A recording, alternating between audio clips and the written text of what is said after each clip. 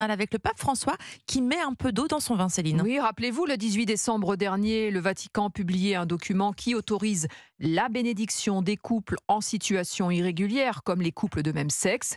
Depuis, il y a eu une levée de bouclier de la part de certains évêques. Conséquence, Mathieu Prior, le Vatican a tenu à clarifier la situation.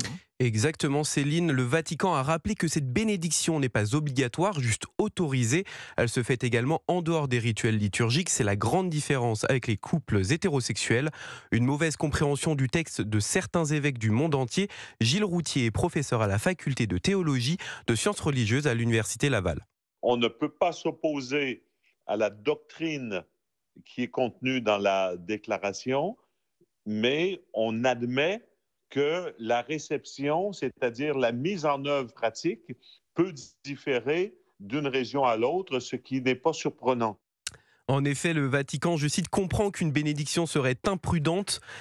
Par exemple, en Afrique, où des pays condamnent les homosexuels à la prison, voire à mort, la levée de bouclier contre le texte est importante. En France, c'est beaucoup plus mitigé. L'archevêque de Rennes a envoyé une note co-signée par 9 évêques à sa circonscription pour faire part de ses doutes. Il préférerait que chaque bénédiction soit individuelle, sans bénir les couples. Merci Mathieu Prior pour Europe 1.